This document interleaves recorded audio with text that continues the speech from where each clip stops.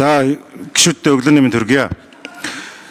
Ер нь бол энэ улсын хурлын гишүүн Лувсан Жамцын одоо яг хэлж байгаа хот байгуулалттай холбоотой бас яг энэ суурь асуудлууд нөгөө талаасаа бас энэ шинэ үеийн хот, шинэ үеийн энэ одоо метрополитен соёлын талаар бас энэ одоо хар орны ажлын хэсэгдэр дээр хэлж байгаа, мөн бас анар гишүүнээс хэлж байгаа. За энэ одоо улсын хурлын бас энэ шинэ гишүүдийн яг энэ асуудал мэргэжлийн хандж байгаа зүйлүүдээр бас би талархалтай байгаа. Тэгээд яг нэг юм 2-3 юм тусгал байгаа. Яг одоо манай улсын хүн амын талаас илүү хувь нь Улаанбаатар хотод оршин сууж байгаа. Мэдээж хотын асуудал гэдэг бол зөвхөн барилга байгууламж гэхээс илүүтэйгээр энэ бол хүний амьдралын одоо таатай орчны дид бүтц талаас нь бас хармаар байгаамаа. Сая тэр Банги орооны хурал дээр Дандны гишүүн бас их хэлжээ.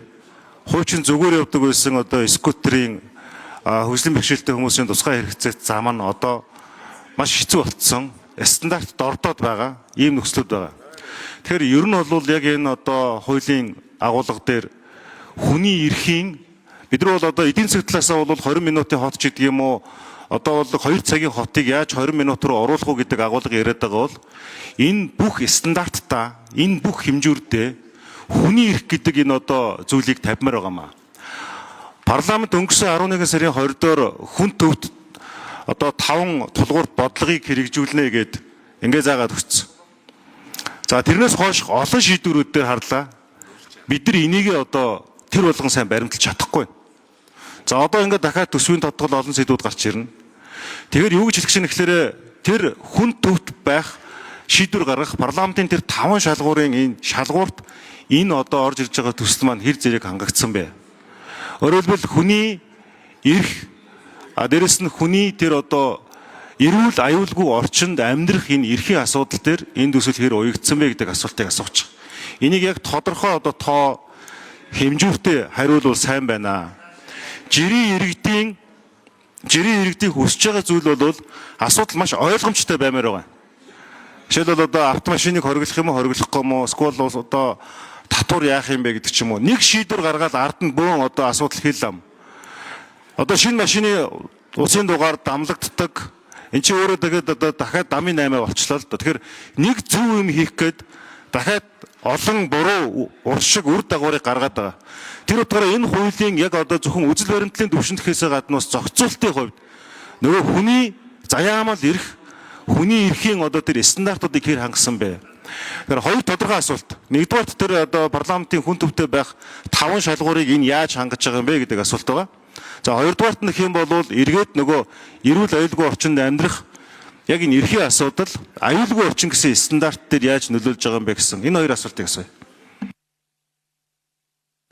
За асуултууд дэгийн тухай хуулийн дагуу эдийн засгийн банги орооны дарга Эренчин Бямбын сэддорж хууль санаачлагч Жоквин алдарч авахланаар хариулах ёстой.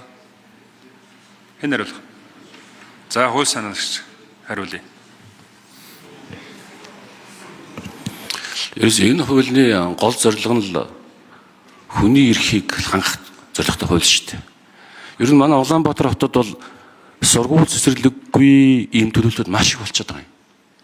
Тэг яагаад энэ үүсч вэ гэхлээр Улаанбаатар хотын ерөнхий архитектор гэдэг хүний зөвшөөрлөөр төлөвлөж байгаа юм.